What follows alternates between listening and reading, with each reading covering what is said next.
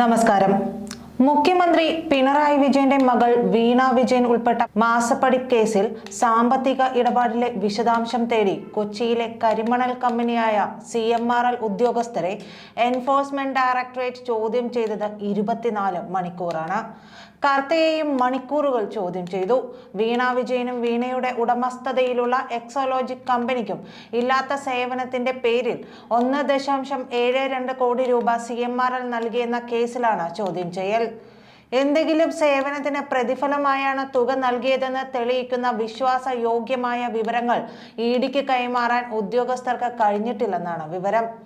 ഈ സാഹചര്യത്തിൽ കമ്പനി ഉദ്യോഗസ്ഥരിൽ നിന്ന് ലഭിച്ച മൊഴിയുടെ അടിസ്ഥാനത്തിൽ മുഖ്യമന്ത്രിയുടെ മകൾ അടക്കമുള്ളവരെ കൂടി വിളിച്ചു വരുത്താനുള്ള നീക്കത്തിലാണ് കേന്ദ്ര അന്വേഷണ ഏജൻസി എന്നാണ് സൂചന. CMRL MD ശശിധരൻ കർത്തയുടെ മൊഴി കൂടി രേഖപ്പെടുത്തിയ സാഹചര്യത്തിൽ വീണയെ വിളിപ്പിക്കാനാണ് ED ഉദ്ദേശിച്ചിരുന്നത്. അതിനിടെ കൂടുതൽ ജീവനക്കാർക്ക് ഹാജരാകൽ നോട്ടീസ് നൽകിയിട്ടുമുണ്ട്. കർത്ത ഹൈക്കോടതിയെ സമീപിച്ചിരിക്കെ തീർപ്പിന് വിധേയമായിട്ടാകും തുടർ നടപടികൾ ഉണ്ടാവുക. അന്വേഷണത്തോട് CMRL ഉദ്യോഗസ്ഥർ സഹകരിക്കാത്തത് കൊണ്ട് തന്നെ ഇവരെ അറസ്റ്റ് ചെയ്യുന്നതുൾപ്പെടെയുള്ള കാര്യങ്ങളിലേക്ക് നീങ്ങാനും സാധ്യത കൂടുകയാണ്. കൂടുതൽ ഉദ്യോഗസ്ഥരെ ചോദ്യം ചെയ്യുന്നതിലൂടെ തങ്ങൾക്ക് ആവശ്യമായ വിവരങ്ങൾ ലഭിക്കുമെന്നാണ് ED കരുതുന്നത്. ഇപ്പോൾ ചോദ്യം ചെയ്തവരെല്ലാം കർത്തയുടെ അതിവിശ്വസ്തരാണ്. പറഞ്ഞു പഠിപ്പിച്ചതനുസരിച്ചാണ് ഇവർ ഓരോ കാര്യങ്ങളും പറയുന്നത് എന്നാണ് ED പറയുന്ന വിവരങ്ങൾ. എന്തു ചോദിച്ചാലും തങ്ങൾക്കറിയില്ല എന്നും കൂടുതൽ വിവരങ്ങൾ MD ആയ ശശിധരൻ കർത്തയ്ക്ക് മാത്രമേ അറിയൂ എന്നുമാണ് പറഞ്ഞത്.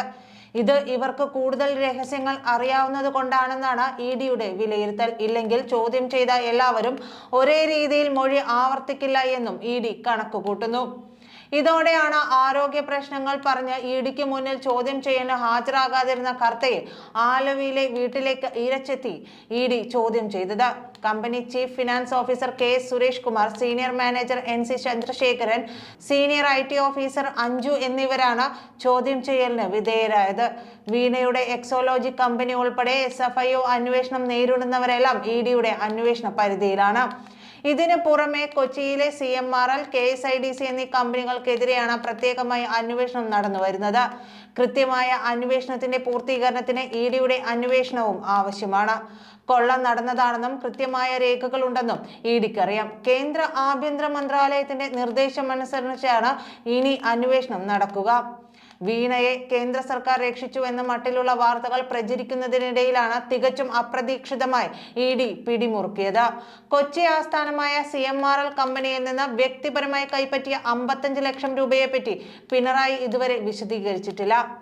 ഇരു കമ്പനികളും തമ്മിലുള്ള ദുരൂഹ ഇടപാടുകളെ പറ്റി അന്വേഷിക്കുന്നതിന്റെ ഭാഗമായി കർണാടക കമ്പനി രജിസ്ട്രാർ മൊഴി രേഖപ്പെടുത്തിയപ്പോഴാണ് ഈ ചോദ്യത്തിൽ നിന്ന് വീണ ഒഴിഞ്ഞു മാറിയത്. CMRLുമായി സേവന കരാറിൽ ഏർപ്പെട്ട എക്സോലോജിക് നേടിയ 1.72 കോടി രൂപയ്ക്ക് പുറമെ അതേ കമ്പനിക്ക് വ്യക്തിപരമായി കൺസൾട്ടൻസി സർവീസ് നൽകി 55 ലക്ഷം രൂപ വീണ വിജയൻ കൈപ്പറ്റിയിരുന്നു.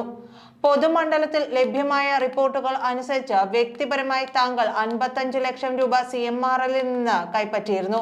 ഇത് വിശദീകരിക്കാമോ എന്നായിരുന്നു ROC ഉദ്യോഗസ്ഥരുടെ ചോദ്യം. എന്നാൽ വീണ മറുപടി നൽകിയില്ല. വീണ മുഖ്യമന്ത്രിയുടെ മകൾ അല്ലെങ്കിൽ ഇത്തരത്തിൽ സഹായിക്കുമായിരുന്നു എന്നതാണ് EDയുടെ ചോദ്യം. മുഖ്യമന്ത്രിയുടെ മകളായതുകൊണ്ട് മാത്രമാണ് കോടികൾ കൈമടക്ക് കിട്ടിയതെന്ന് ED കരുതുന്നു. ഇതിന്റെ ചുരുളഴിക്കുകയാണ് ലക്ഷ്യം. നന്ദി.